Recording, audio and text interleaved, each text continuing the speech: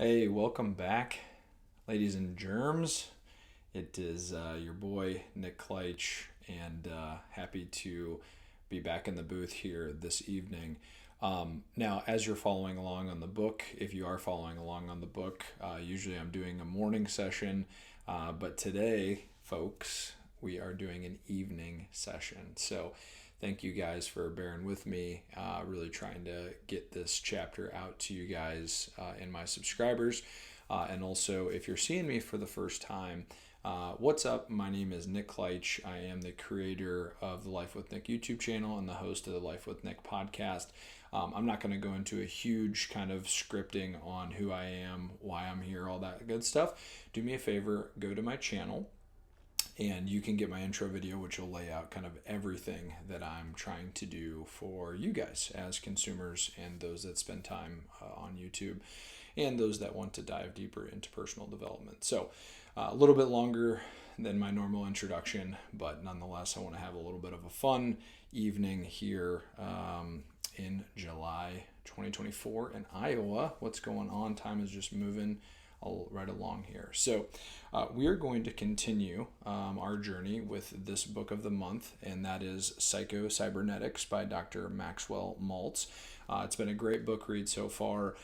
We just finished up chapter 11, which, if I can hop over to that really quick, is How to Unlock Your Real Personality, which was a great chapter as it pertains to the book and diving into a specific topic of conversation that I think a lot of people are looking to do. This chapter, however, chapter 12, is called, in the book, Do-It-Yourself Tranquilizers to Bring Peace of Mind. Now, we have to remember the author is writing this book in 1960, so the reference of a tranquilizer is probably not the most appropriate in 2024. I interpret this as, hey, this whole book we've been talking on a lot of different things about servo mechanisms. We've been talking about us being goal striving, us as creators, and going after the life and the image we want to create. This is just a chapter saying, hey, along that journey, here's some tools, tricks, tactics, all that good stuff on how to do that appropriately.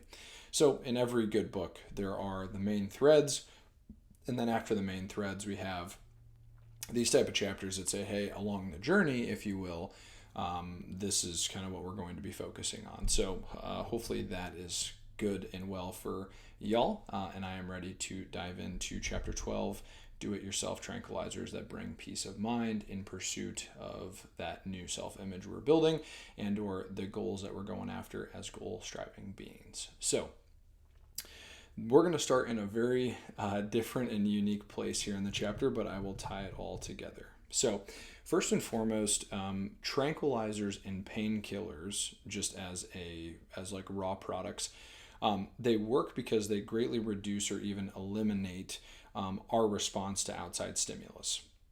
Outside stimulus at times can be overwhelming, can be nerve-wracking, damaging, threatening, whatever you want to say. But painkillers and tranquilizers, they don't necessarily change the environment that we're in, but what they do is they kind of allow us to not really give a shit about what's going on because we're so, looped up or hopped up on these things, and we're just kind of hanging in there, having fun, no worries in the world, right? So you're like, Nick, what the heck? Why are we starting in this particular spot? Well, as it pertains to the tranquilizer leading to the chapter, I wanted to describe what that is and why people essentially like to use them.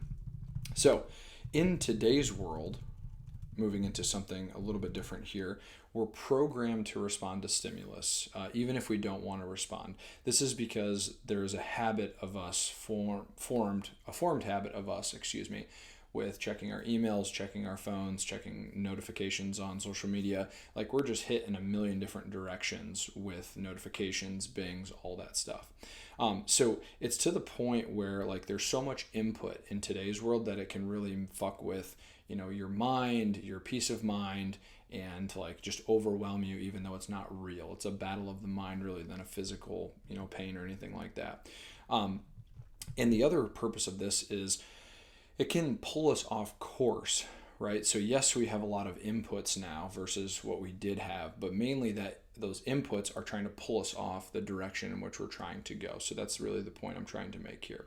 So the goal for this chapter is to first understand the type of environment that we're in, as we just addressed, but furthermore, how to overcome that so we can remain locked into our goals and living life on our terms. So how do we combat this, right? How do we combat all of this stimulus? So we must train our minds and our habits to be mindful of this external stimuli. We should aim to do this in general. I'll address that here in a bit, but external stimulus doesn't actually have power over us, even though we feel overwhelmed and react to it.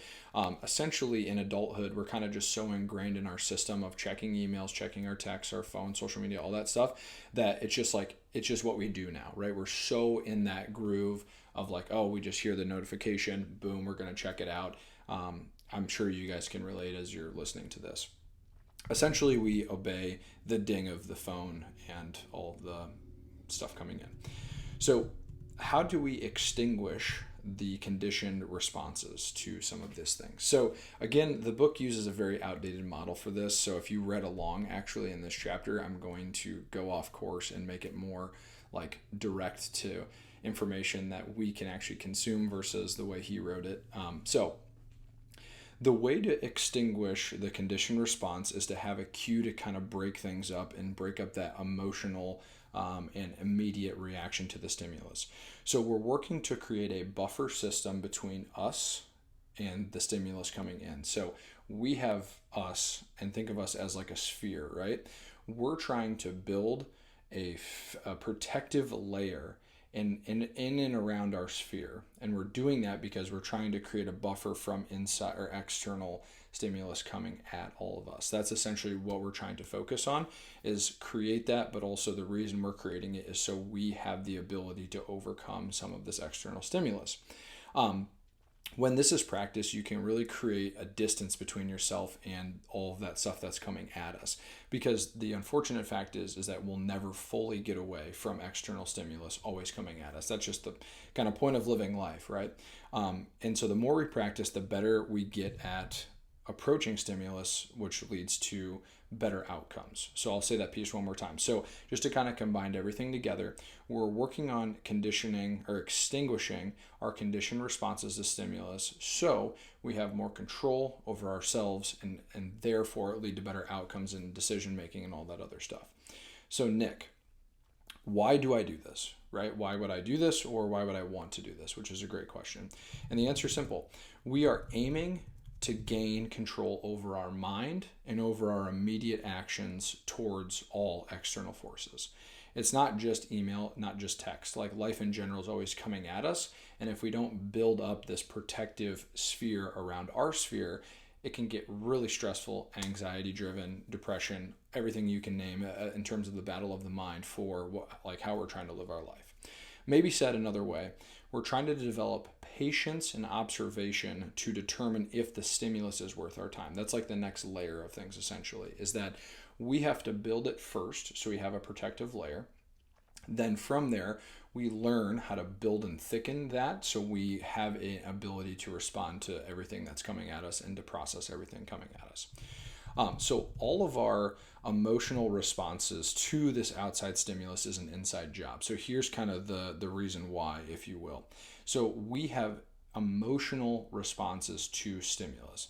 So let's say you post a picture on Facebook and you get a like, right? That invokes a positive response. Or if there's a negative comment, it's a negative response. That internal feeling and emotional feeling comes from inside of us. So as we are engaging in life, we get positive, we get negative, and all of that stuff is something that we don't want to completely just immediately cave into. A lot of this has to do with emotions because we need to train ourselves to process external stimulus to invoke the appropriate emotional response to our world. So hopefully all of this is making sense. I'm really trying to set the tone here. So when we learn to tune into that internal feeling and examine why we're feeling and reacting the way that we are, this is the practice, right? This is what we're trying to get really good at. So then that way we feel in control all the time. So essentially, this is kind of like practicing meditation or mindfulness, but in a way that's more in the real life context as to why. So just as a quick reminder as it pertains to the book, as goal-striving beings. That is how we are made up, and that is what we determined in the earlier part of the book. We set our own goals to determine the course of our life. That's where we're creating the life that we want. As we do this, we must then move into action to go after our goals, simply put. But as we do that, external stimulus tries to take us off track one way or another. Life gets busy, we have less time to go after our goals. As we develop the skills to get better at both staying on track, which is important, right? We need to learn how to stay on track, and react patiently and observationally, which might be a word that I just created, to external stimuli taking us off course, we begin to make really solid progress towards our goals. So that's really what this is kind of tying into. In almost any goal-striving situation, our own inner stability is a very important element. And I'm going to hit that one more time. So as we're going after our goals, a critical element to our well-being and in our life is the inner stability that we can have and create for ourselves. We must be sensitive to all feedback data coming in that advise us when we're going off course, when we're staying on course, all of that good stuff, so we can keep the direction and keep moving forward. Now, simultaneously, we must keep our ship afloat and stable. Now, this is a quote from the book that I really liked. Our ship mustn't be knocked off course so easily by just any wave or any burst of wind, right? You can think of it in this analogy in terms of we want to be really ready to go so we can handle the big things in life, and the small things in life won't affect us as much. The quote is, "The same attitude must be maintained in spite of the environmental change or the change for our ship and the waves," as it pertains to this example. So like, how do we do this, right? This is where we're going to get into some of the guidance, the tips, and the tactics. So the first one is building yourself a quiet room in your mind. So essentially what this is saying is being able to find a place that you can go to where you can visualize, often through a meditation, which is extremely beneficial, to where we can overcome external and internal stimulus. So how does that relate to real life, right? So let's say you're going through a work day and you're just totally swamped and you feel like everyone's coming at you. You just need to find a place to be able to go to say, hey, I need to go to my quiet room a little bit and I need to just kind of calm everything down and get to more tranquility. If you've never done this before, I would strongly encourage you to do it, whether it's the beginning of the day, middle part of your day, at the end of the day, because this is a super powerful way to not only build that fortress we were talking about, but just to be more in tune with yourself and to not overreact and to not react emotionally to things. And I see this all the time. I'm not saying I'm the best at it. In fact, I'm just like everybody else. I'm trying to navigate my life and also perform well and continue to learn and grow and all that stuff. But the tactic here is to build this quiet room. So the idea is to build this quiet room, right? So that's one thing we can do. A book quote, another one that I really liked, is, "I affirm that tranquility is nothing else than a good ordering of the mind." I'll say that one more time. A very good quote here. "I affirm that tranquility, true peace and happiness and quiet, there's nothing else than a good ordering of the mind." So being very still. So the second thing we have is building our own decompression chamber. Okay, so similar concept, but we're going to explain it in a little bit of a different way. So each person needs a quiet room in his or her mind. A quiet center within a person, like the depth of the ocean that is never disturbed, no matter how rough the waves get. Storm on top, calm and very peaceful underneath the water. This quiet room within can be built within our imagination, and it works as a mental and emotional decompression chamber. It depressurizes us from tension, worry, stresses, and strains. This mental place refreshes you and enables you to return to your workday better prepared to cope with it. So, essentially what we're saying here is we have the idea of potentially building a quiet room, but the reason we do that is to have a decompression chamber so we can go away from anywhere from 1 to 5 to 30 minutes to just blow off steam, be quiet, be still, all of that good stuff. So it's the author's belief that we all come in, or that we all have an internal quiet center that we must find as we age. He's just proposing that. I believe that if you don't believe that, you can develop it through practice. On the positive, this allows us to rest and renew our vigor as we build it. So I'm just saying, the author's saying it all comes internally to everyone. I'm saying if you believe that, great. But if you don't believe it, you can also build it, which I think is a very important point. So building your own mental place of relaxation, the exercises, essentially we're focusing on simplicity. We're focusing on quietness. We're focusing on beauty, energy, vitality, love. Those are the keynotes. Take as much care in building this room in your imagination, if you want it, as you would build an actual room. And be very thorough with the details. It's like taking a little vacation every single day, which I'm sure could benefit everyone. So continuing to build on this idea of daily meditation or going to your quiet room daily, not only is this habit will improve many areas of your life, but it also is a treat that you can give yourself to look forward to every single day. We're essentially trying to reach a place of equanimity, which is mental calmness, composure, even temperament, even in difficult situations. So why is all of that important? Okay. So our nervous system needs an amount of escapism or taking personal time to rest. Everybody needs this. Our system needs it. It's freedom, it needs protection, and it needs to get away from external stimulus to function properly. We need a semi-annual vacation. We need an annual vacation where we just completely escape or vacate our everyday lives to just go and literally adventure or relax or whatever coin you want to use. But we need this to literally say, all right, we're done with everyday life right now and work and all that stuff.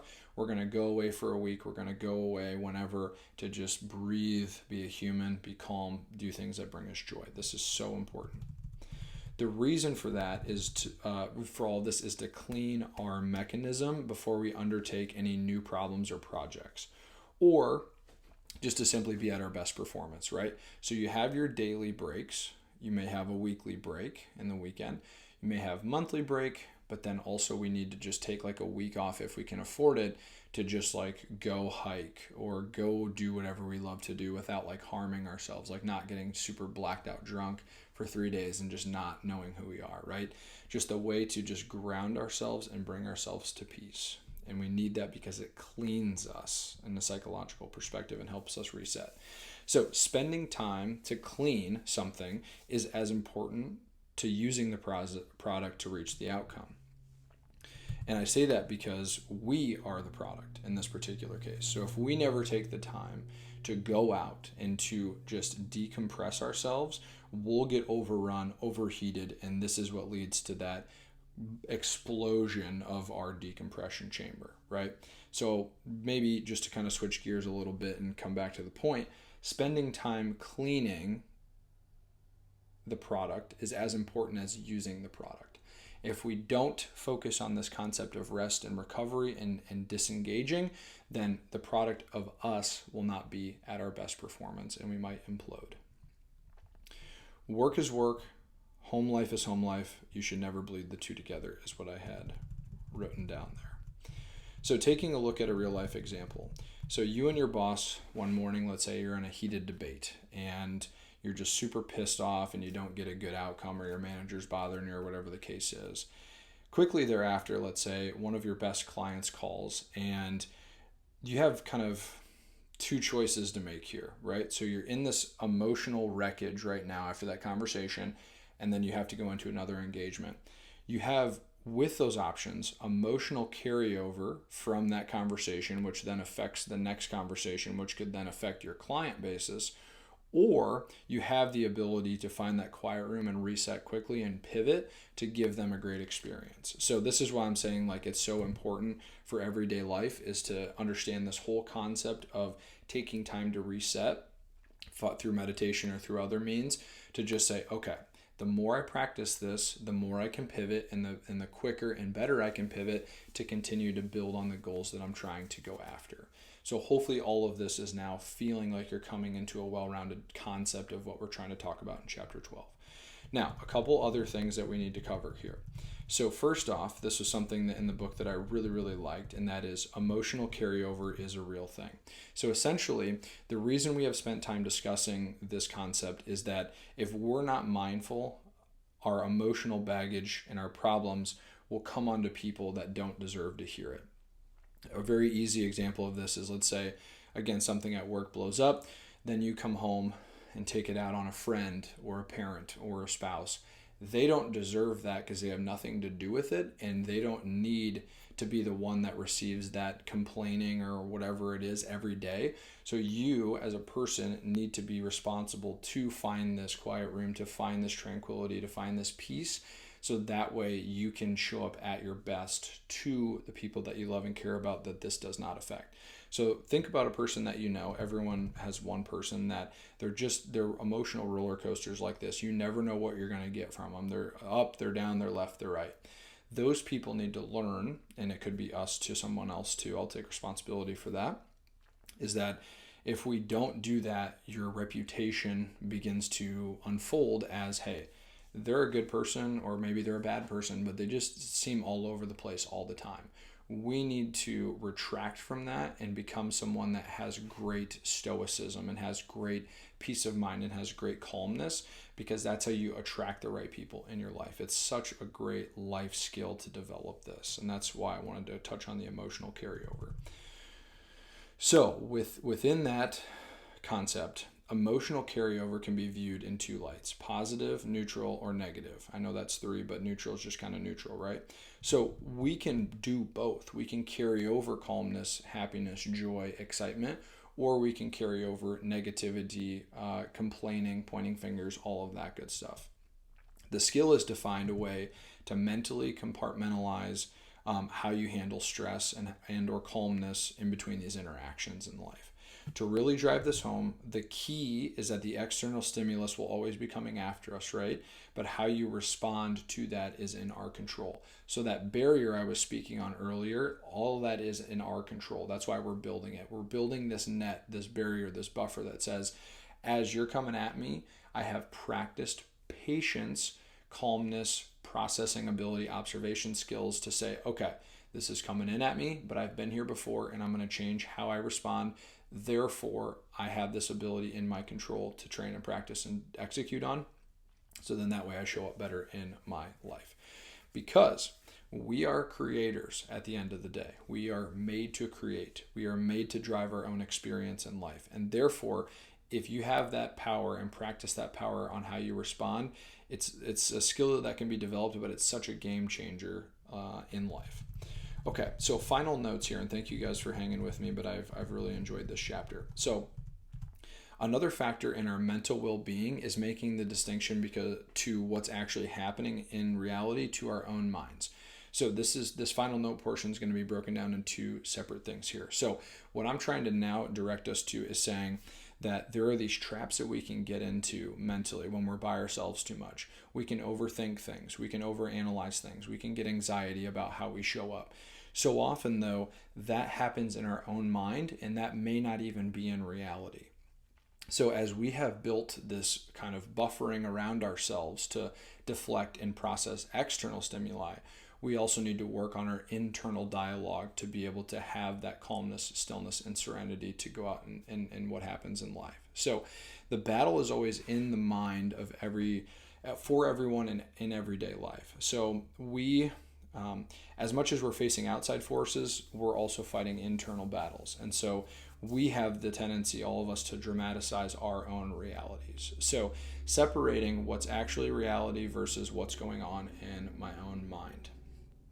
So as I mention that, we can begin to think about that in our own lives. So how often do we, before a meeting, feel as if we're out of control, not in a good place, and it's all made up, and we just don't know the outcome, and so we get all nervous or whatever going into certain situations? This is something that will help. Find your quiet room. Bring yourself to calmness. Bring yourself to stillness. And when we do that, that delivers our best self. So here's a quote, and then we'll get to our concluding analogy. When we worry, we form mental pictures, adverse mental pictures, of what may exist in our environment, of what might happen. We then respond to these negative pictures as if they are present reality. Exactly what I was just talking about. Remember, our nervous system can't tell the difference between a real experience and an imagined one.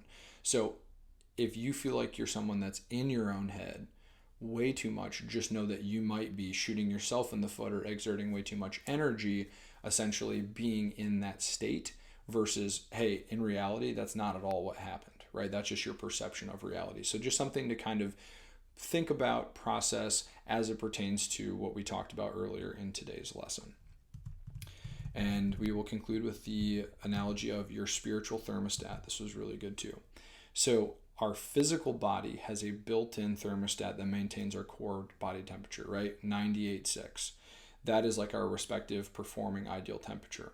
Similarly, we have a built-in spiritual thermostat that enables you to maintain your emotional climate and atmosphere in spite of the emotional weather that is around you. So I'm going to say that one more time just to really drive home this concept. So this is another concept here. So if you're learning this for the first time, acknowledge that your physical body has this built-in thermostat in terms of functioning appropriately at a certain temperature. The same is true for our built-in spiritual thermostat or our emotional thermostat that says, hey, we need to essentially maintain that temperature for our spiritual and emotional self. And through the meditation, through mindfulness, through building your own quiet room in your decompression chamber, that is where you're going to get, okay, if I'm too hot or too cold, I can match and come back to wherever direction I'm feeling off to. And I love this because so many times we think of our physical body and we don't ever think of our minds, our emotions, and our spiritual health. Many people do not use the spiritual thermostat because they didn't know it was present. So when I'm reading this for the first time, right, I'm acknowledging this concept and I'm going, shit, this is pretty smart. I'm going to pick this up and understand what he's trying to say here. So I say that to you as if this is the first time you're hearing it. Take some time to really contemplate your own spiritual thermostat. Do you need to get better with your emotions? Do you need to get better with your faith? Do you need to get better with your spirituality? Because as much as we get fevers, colds, or whatever for our physical body, we need to heal from that, right? So similarly to this as a reference to our health and maintaining our health. Lastly, your spiritual thermostat is as important to your emotional health and well-being as your physical thermostat for physical health. So that is chapter 12. Do-it-yourself tranquilizers to bring peace of mind.